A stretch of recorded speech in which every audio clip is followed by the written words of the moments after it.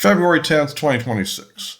Well, before I get deeper into this video, I want to first mention that as of the time of this recording, I guess the Nancy Guthrie case is still kind of in limbo in the sense that we don't know, apparently they've had no further communication with the alleged kidnappers or whatever.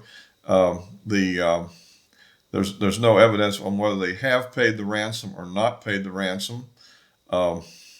There's rumors that the FBI has some person of interest, although they deny they have one, and there's all kind of weird suspicions. I'm kind of sticking with my original idea I had in the last video, that it was some kind of probably professional criminals, probably from the drug trade, that decided to find something else because their business is probably not as good as it was and particularly in the area of Arizona, because of the border situation.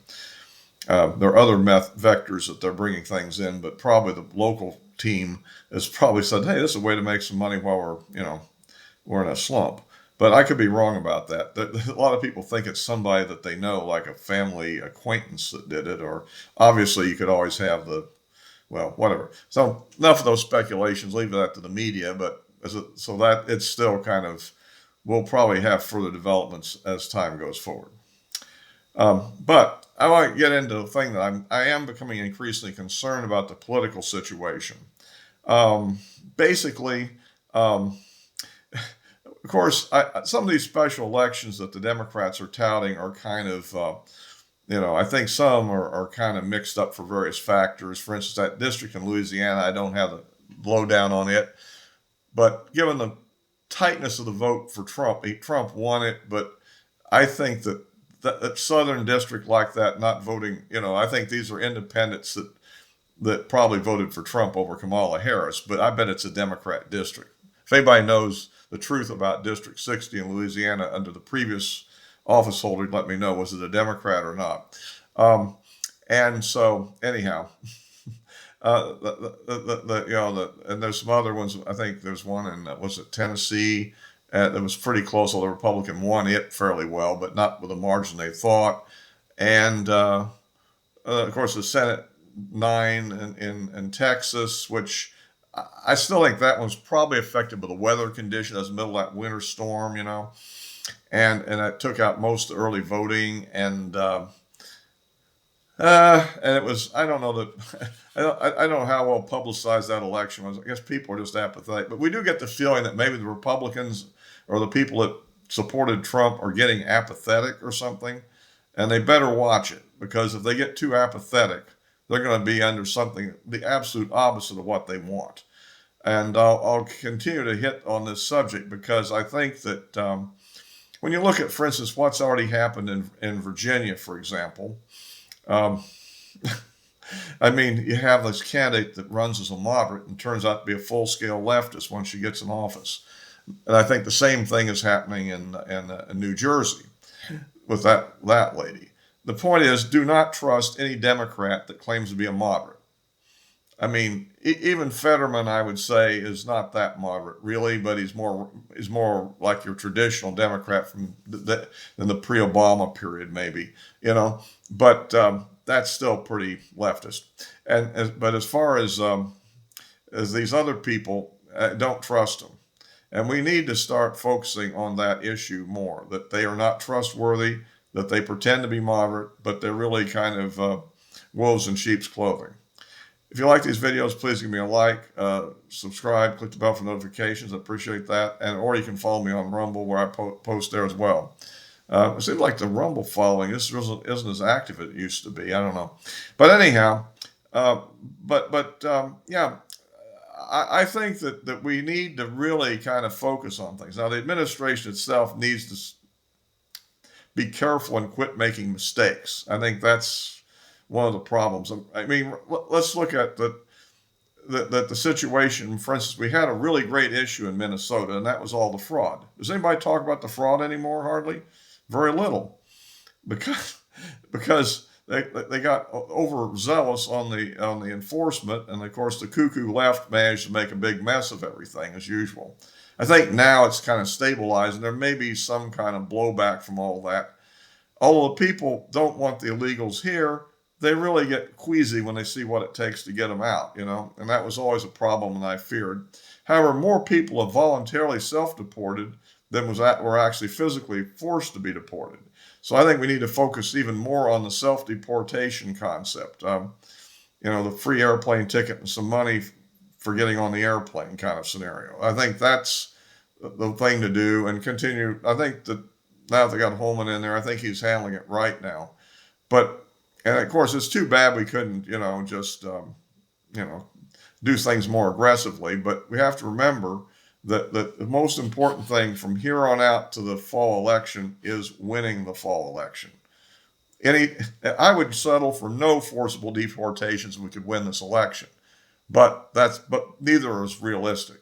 I'm fully of the opinion that you know, we're still going to be arresting people that are criminals and getting them out of the country, and I'm all for that. But I'm saying that the key thing is winning the election, because particularly on the Senate side, if we lose the Senate, that means we can't really even get the people confirmed that we want appointed anymore. No, they won't be able to remove Trump from office unless he decides to leave on his own volition, because the upcoming impeachment that's almost certain to happen from the House, when the Democrats get the House, which they're almost certain to. I mean, if any hope I had for that, it's pretty well dashed when we see the trend that's going on right now.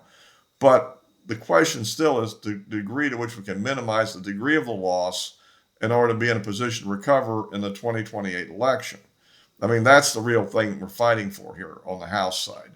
On the Senate side, it's important to keep the majority in the Senate so that we can actually confirm people to judgeships and so forth. By the way, why aren't we focusing more on the judgeships right now and getting them confirmed while we can until the end of this term? I mean, of the Senate. I mean, at the end of not the presidential term, but the congressional terms. So, anyway, so that's kind of the thing I'm looking at on that. This whole affordability issue I'm finding amazing. Like, okay, you elect a Democrat. What are they going to do for your affordability? What are they talking about? I mean, like they made things affordable. Have things become less affordable than they were last year? You know, when at the end of the Biden term, I mean, inflation is no higher. It's kind of got down to the normal kind of low level we've had over the years throughout almost all these administrations. When you don't have a high inflation period, maybe get it down a few more tenths, possibly. But basically, in spite of everything, and as far as the tariffs have brought a lot of revenue into the government without increases people's taxes directly. And the whole debate on who's paying for them, I don't know, but I mean, I can't imagine we'd have inflation at the level it's at, and it's the U.S. customer that's really paying a lot of extra money for things that are imported. There may be some exceptions, but in general, I think the energy prices are down, and you know, this is, I think, kind of an issue which you can't deny it, but I think it's maybe the wrong conversation or the way to frame it. The key thing right now is that we need to focus on getting, you know, people, citizens, earning the kind of money that they can. Because remember, for each illegal alien that leaves, that'll be a job open for a U.S. citizen. And I think that there will be, you know, more employment, particularly in the lower income levels, I think, for sure. The problem we're having in the middle income level right now, I think there probably is a bit of a situation because of AI that's kind of like the businesses are holding up a little bit on employing people in certain areas, what I'm calling the kind of the softer professional terms, those that are not specialists and educated specialists, but those that just kind of have a general good education and usually get a job that pays pretty well, right, in an office or something. And I think a lot of that may be where the AI is having an impact on one level, and on another level, the company's anticipating something there, maybe holding up a little bit on employment. And that's an area, though, which doesn't relate to some of the polling data I'm seeing too well. That's another thing. I'm seeing evidence that the people with less than college education are turning on Trump, and I'm like, how's this affecting them at all? I don't think the AI is affecting their jobs much, but for the most part. Although robotics is different than just AI, and I think in some areas we've seen some problems like with Amazon and maybe UPS, where there's increased robotics going into handling packaging and stuff. So that's another thing that could be a somewhat of a thing. I mean, it's not, again, in a way, you kind of get into a situation where, um, it's kind of inevitable and we have to work our way through it.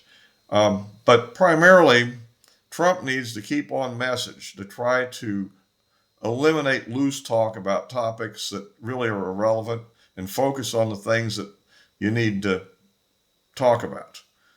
The specific programs that he's trying to do. Now, one hope I have coming up here is the fact that we're people are starting to get their W-2s and 1099s and all those forms and getting ready for tax season. And there should be some surprisingly higher tax returns for a lot of people, specific groups primarily.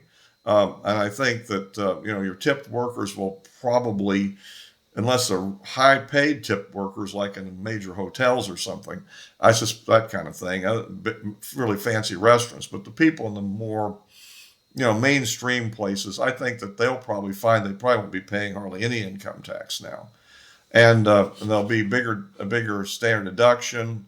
The seniors will benefit significantly, I think, from the increased senior deduction, which is to offset the tax on the Social Security, which was originally implemented years ago, as we know. And so, at any rate, that's kind of the way I see that subject, and I think we need to continue to support the Republicans and raise money and so forth. And I'm not buying this whole thing that the Democrats are short of money. They have a lot of dark money, and that's kind of where a lot of their money is, I believe.